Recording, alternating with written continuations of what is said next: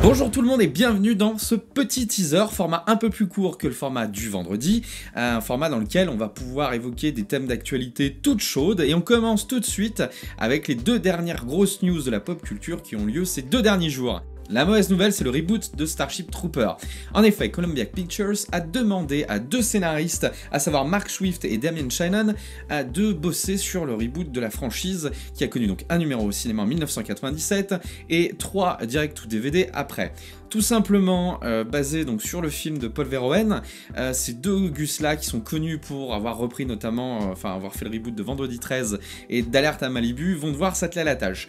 Pourquoi c'est une mauvaise nouvelle? Parce que sur les premiers échanges qu'on a eu, sur les premières informations qu'il y a eu autour de ce reboot-là, il s'avère qu'ils vont vachement alléger quand même le contenu du roman de Robert Heinlein, Étoile garde à vous, et ça serait un petit peu dommage.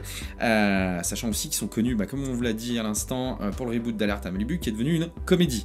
La bonne nouvelle, il s'agit du retour de Young Justice. Alors pour ceux qui étaient tout minots dans les années 2000, Young Justice est une série de DC produite par la Warner qui voyait les aventures des sidekicks des super-héros, donc comme Robin, Miss Martian, et du coup cette série s'était donc arrêtée en 2013 après une diffusion de 2011 à 2013 sur Cartoon Network et les fans avaient réclamé depuis des années le retour d'une saison 3. Pourquoi? Parce que ce dessin animé est un peu particulier.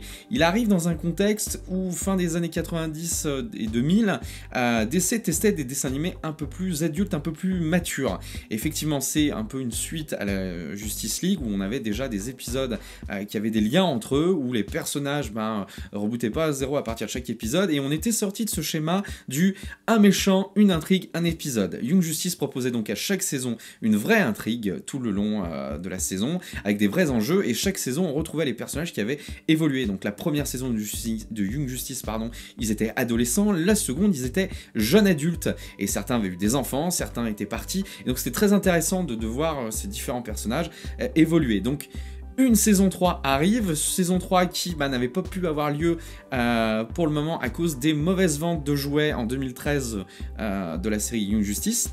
Effectivement, la série avait pour business model la vente de jouets et ça marchait pas bien.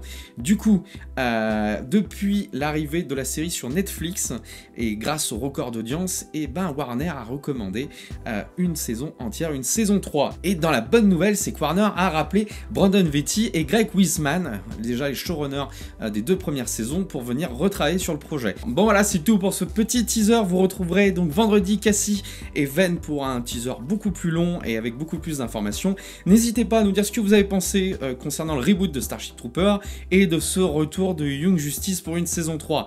Comme d'habitude, vous pouvez donc nous le dire dans les commentaires sur nos réseaux sociaux. N'hésitez pas à lâcher un pouce bleu, ça nous aide beaucoup. Et puis vous abonner en pensant à la petite cloche. C'est tout pour nous aujourd'hui. À bientôt.